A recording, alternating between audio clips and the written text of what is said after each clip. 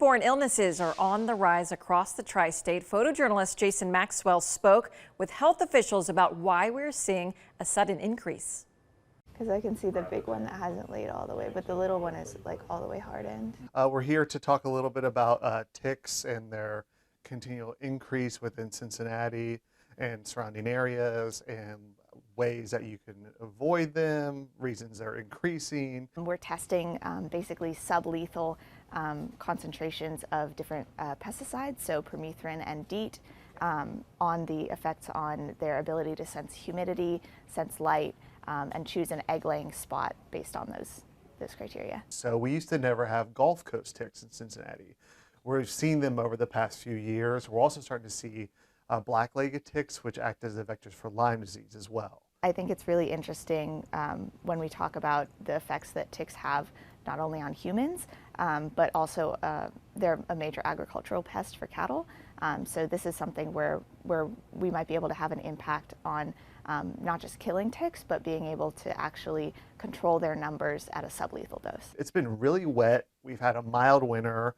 A lot of those factors, it just seems to be a perfect combination. We can apply those pesticides at a sublethal dose and make it so that they lay their eggs in a bad spot. None of those eggs are going to survive. So rather than just killing one tick, you're cutting off the next generation of up to 3,000 ticks. People don't realize just how many different types of ticks there are. Ticks, like that's Lyme disease, big problem in Pennsylvania. So to be able to like study something related to that is definitely relatable to where I come from. The Haller's organ is essentially on the tip of their front legs. They have an organ that can sense humidity, light, and also it's what senses, it's kind of like has a sense of smell as well. So that's when they get into what's called questing position.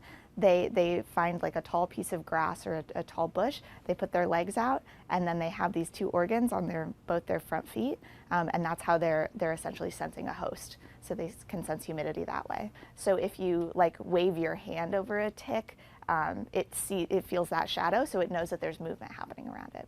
The biggest thing you can do with ticks is to make sure that you check yourself when you've been outside. So you're outside on a hike in a park, and then afterwards making sure you check like your head, armpits, everywhere to make sure a tick hasn't bit you. What you really want to do is get some tweezers, dig down, get the tick's mouth parts, and pull it all out. Chances are, if you're not bleeding a little bit when you pulled it out, you didn't get all the tick.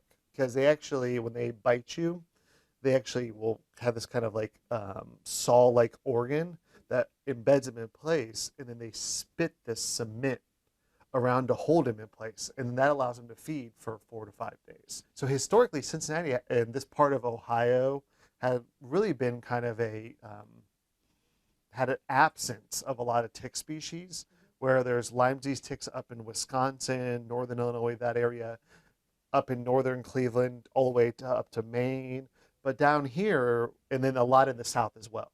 But then in Cincinnati, we were limited to maybe a few species that we would see regularly. But now we're seeing at least 3 different species regularly in our collections.